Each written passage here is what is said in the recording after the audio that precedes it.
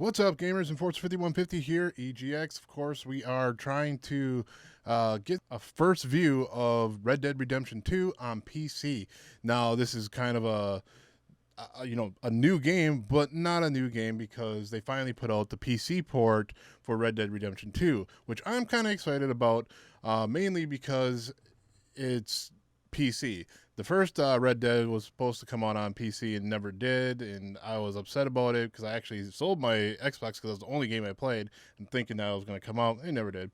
But anyway, what we're doing is just a first look at some of the gameplay, how it runs on the systems. I tried to run it on the Intel system, and I had a big problem. We just couldn't get it running. Every time we tried to launch it, the launcher would give an initialization code or error, and just it wouldn't start. No matter what I did, I tried everything that the support told me to do, and that didn't work. So I was really upset because I got this on launch day, and I was trying to get everything running, and obviously we failed and we didn't get anything running. But that was only on the Intel system, so I decided to go ahead and try to switch it around and put it onto the new system, or not the new system, but my Ryzen 2700X system, and lo and behold, it booted up. Game started up. So I took out the RTX 2080 and I put the 2080 Ti in there. Now, I wanted to do it on the Intel because it is, yes, a bit of a faster CPU. But as far as gaming goes, it really doesn't change that much. Now, when I actually started up the game and started going, I found the process to be really, really overbearing. So if you're thinking about getting the PC version versus the PlayStation or Xbox version, you might want to rethink, only because there is a lot of settings in there to try to get it to where the PlayStation Pro has it at. And I messed with the settings, tried to get it kind of how you would see it on the PlayStation Pro, but they have it already set out, so it is a lot easier. You're going to spend a lot less time on messing with your settings. Now, that's not a bad thing because, as a PC gamer, and if you're, a straight PC gamer, you don't, mess with consoles at all, PC Master Race, you definitely want to have just the, you want to have those settings. You want to be able to change everything up and be able to do whatever you want.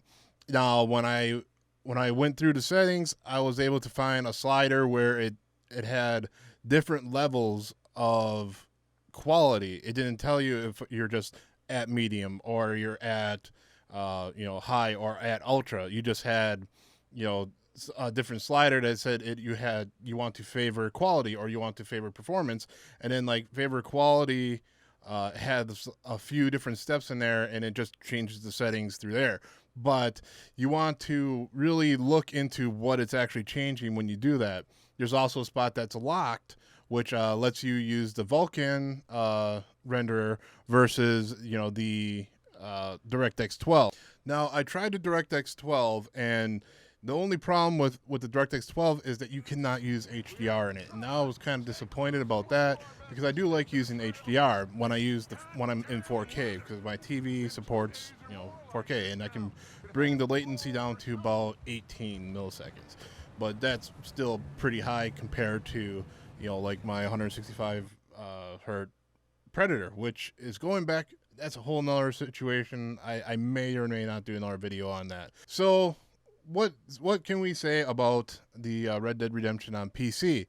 Well, the graphics you can modify, and in the Vulkan renderer, put it in HDR. It looks a lot more clearer than it did with the PlayStation Pro. Things aren't as soft, and you're able to really amp up the graphics. Now with the 2080 Ti, you obviously can do it a lot more than you would be able to do with, say, your PlayStation or anything like that.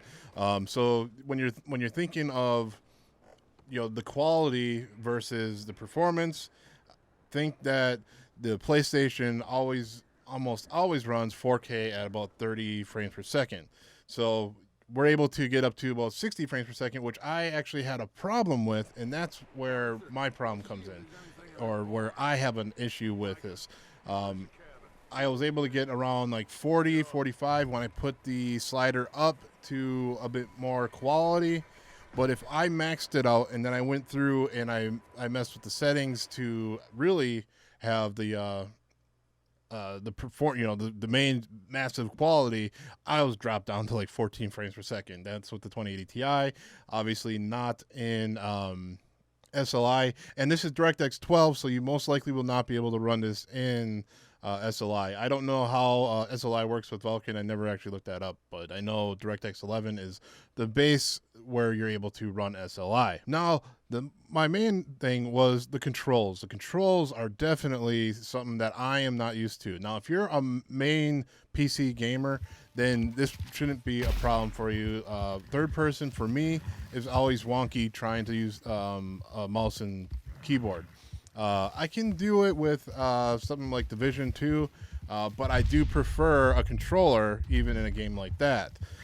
With this, I was running around in circles on the horse, and I was running into trees and everything, and I was just total fail. So I do prefer using the controller, but if I do like the PvP stuff like that, I definitely want to use mouse and keyboard because you can just aim faster. But all in all, for a first look, this is not that bad of a release. Only because I was able to get it on the Ryzen 7, but I was not able to get it on the Intel system. That right there tells me that they had a really difficult release. I was not the only one that had this problem. A lot of people were reporting the exact same crash. I don't know if it's been fixed yet as of Wednesday. That's what it is now, and it came out yesterday. So it may or may not have been fixed by now. I'm going to try it maybe tomorrow before Friday, because Friday we're going to be doing some gameplay of Death Stranding, and I can't wait for that. So I won't be actually doing a straight gameplay video, only just the clips that I'm showing you now.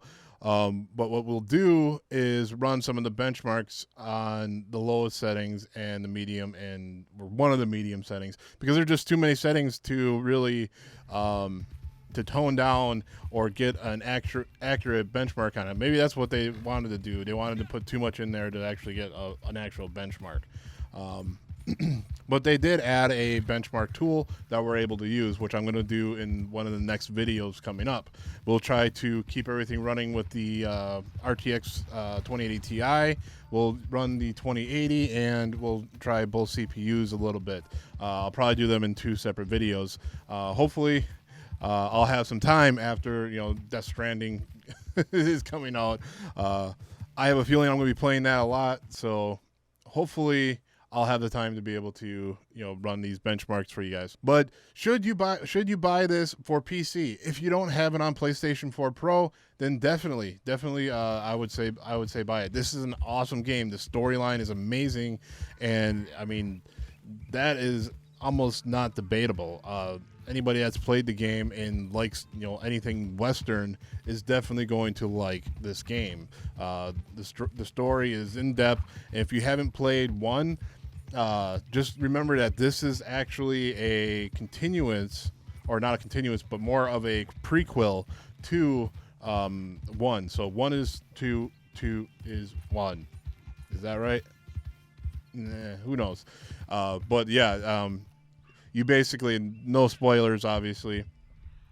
Pretty much what you go through in the Red Dead Redemption 2 is actually leads into what you do in Red Dead Redemption 1. And we all played Red Dead Redemption 1, which we got an amazing story out of that one as well. If you're not worried about graphics and you can play that old school graphic, I definitely suggest playing the first one through that story mode, because that was amazing.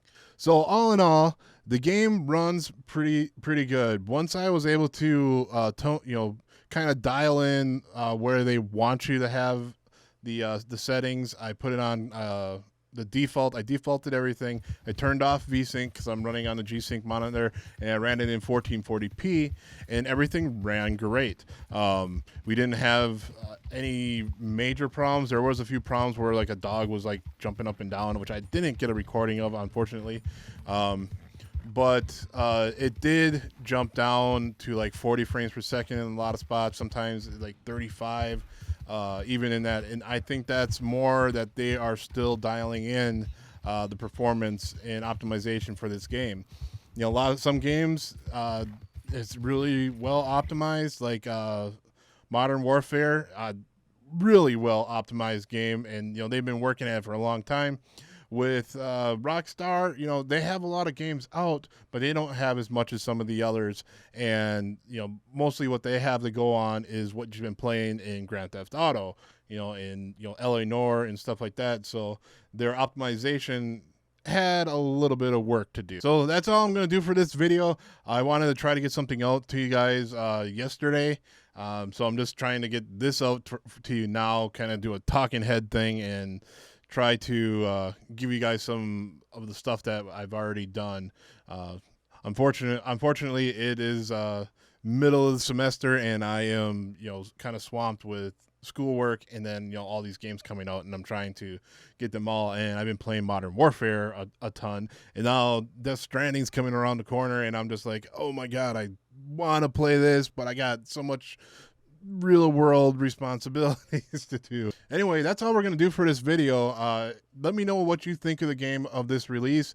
If you're actually buying it, do you have it already on PlayStation 4 Pro? Because I already have it on there. So I'm interested if anybody, you know, how many other people out there actually do the same thing. You know, you already have it there, you want to try it on PC like I did. So let me know in the comments below. Anyway, I want to thank everybody for watching this video. Make sure you hit that like button and definitely subscribe if you're new to the channel. You all take care and happy gaming.